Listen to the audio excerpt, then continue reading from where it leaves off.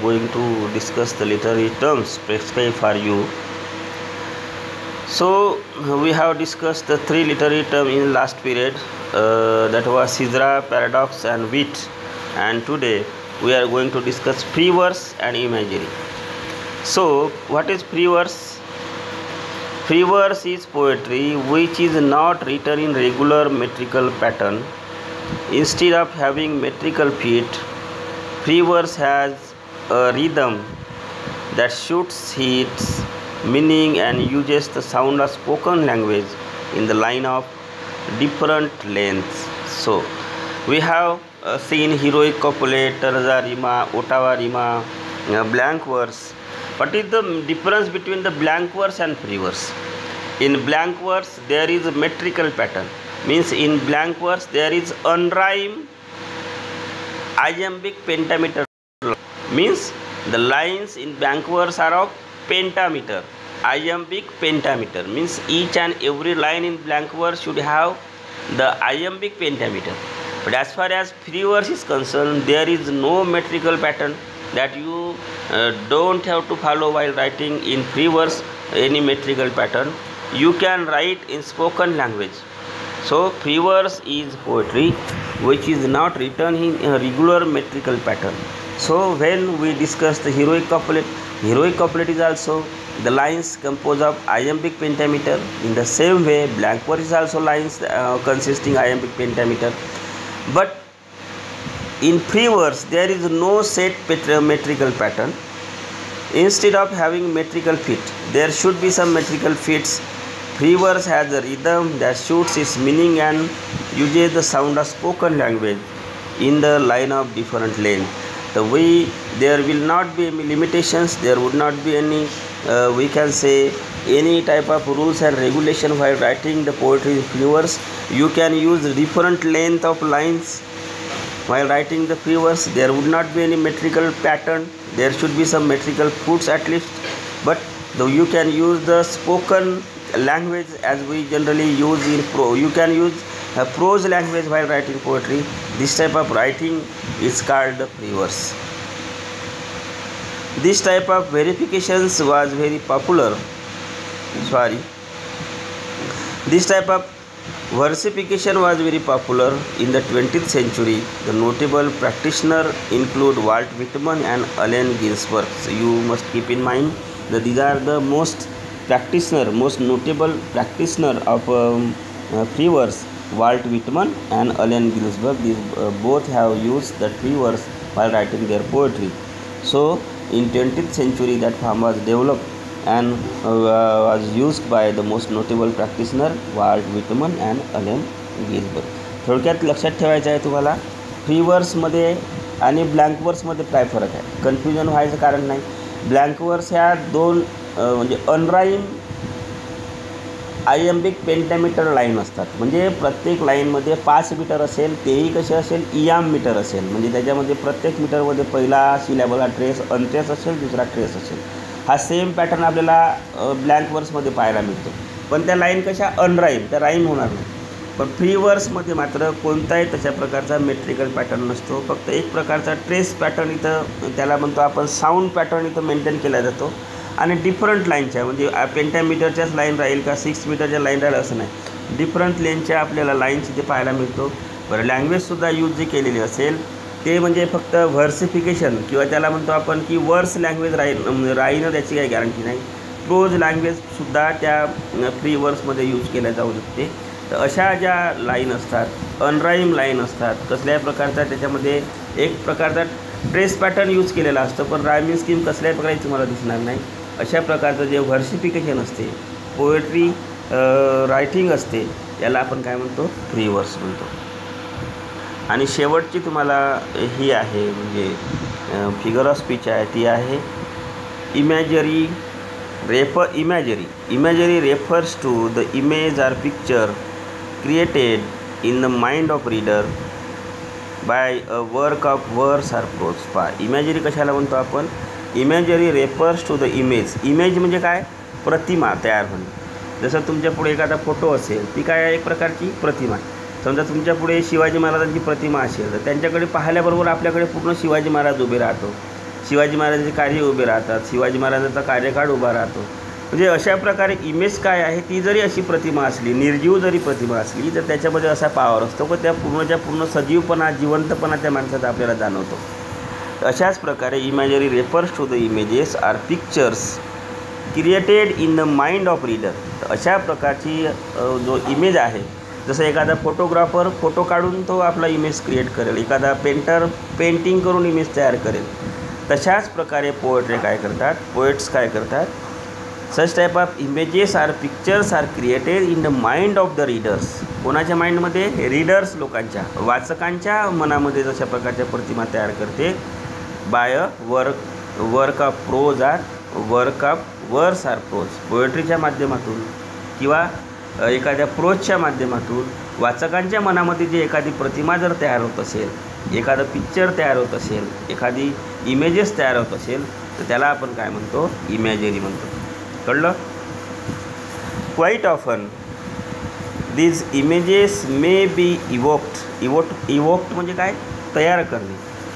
त्यांना म्हणतो आपण एक प्रकारचं निर्माण होणे. Evoked with the help of figurative language like the simile and metaphor. Simile माहीत आहे तुम्हाला, मेटाफरसुद्धा माहीत आहे. म्हणजे my love is like a red rose. म्हणजे याच्यातलं काय म्हणतो? माझं प्रेम काय आहे? रोजसारखं आहे. पण मी जर म्हणत असेल माय लव इज रेड रोज, म्हणजे माझं प्रेम म्हणजेच रोज आहे. हा basic difference between the simile and metaphor थोडक्यात सांगायचं म्हणजे. तर this type of imaginaries also are created by the use of figurative language, similes and metaphors. The imagery appeal to the reader's imagination by calling upon his or her senses. So when imagery are created, that particular imagery instigates, or we can say call upon your senses. आता तुम्हाला एक थोडक्यात उदाहरण जर सांगायचं झालं तर एखाद्या पोएट्रीमध्ये समजा इडिलिक पोएट्री असेल, त्याच्यामध्ये एखाद्या सुंदर असं एखाद्या पर्वताचं वर्णन केले असेल, छान खाली मिडोज आहे, तिथे गुरे वगैरे चरत आहे, छान असं हिरवंगार आहे. अशा वेळेस आपले जे सेन्सेस असतात, म्हणजे हिरवळ पाहण्यासाठी आपले डोळे एकदम हिरवंगार आपल्या डोळ्यासमोर येत असते. त्याच्यानंतर पाणी जर असेल तर खडखडणारा आवाज आपल्या पुढे येत असतो, म्हणजे आपले इयर काम करतात. एखादे सुंदर सुगंधित त्याचं फुलं असेल तर आपल्याला असं वाटतं की त्या फुलांचा सुगंधसुद्धा आपल्या जणू काय नाकामध्ये दरवळत आहे. म्हणजे आपले जे स्मेल आहे किंवा स्मेलसारखे सेन्सेस आहेत ते सुद्धा इवोक्ट होत असतात. तर हा अशा प्रकारचा पॉवरफुल इम्पॅक्ट त्या इमॅजरीच्या वाचकांच्या मनावर पडत असतो. तर that is the power of imagery. Calling upon his or her senses, the imagery may commonly rely for instance on readers sense of sight and create a visual picture in his or her mind. And we can say if that particular poet is so competent to while creating the imagery while writing the poetry, but reader should also be that much have knowledge about the imagery, that much knowledge about the other we can say that much power to grasp that imagery. समजा मी तुम्हाला म्हटलं की मी ताजमहल स्वतः बघितलाच नाही आणि एखाद्या पोएटने खूप सुंदर शब्दामध्ये वर्णन केलं आहे ताजमहलचं, तर मला त्यांची जरी इमॅजिनरी क्रिएट जरी केली असेल तरी मला तेवढं अनुभवता येणार नाही. किंवा मी समजा एखादा सुंदर बगीचाच बघितला नसेल तर त्याच्यामुळे एखाद्या पोएटने कितीही सुंदर बगीचा तयार केला तरी I am not so competent to enjoy the imaginary created by that particular poet. म्हणजे जेवढं कॉम्पिटंट एखादा पोएट असतो तेवढाच कॉम्पिटंट त्याचा रीडरसुद्धा पाहिजे, तेव्हा he can enjoy that imagery and power of that imagery.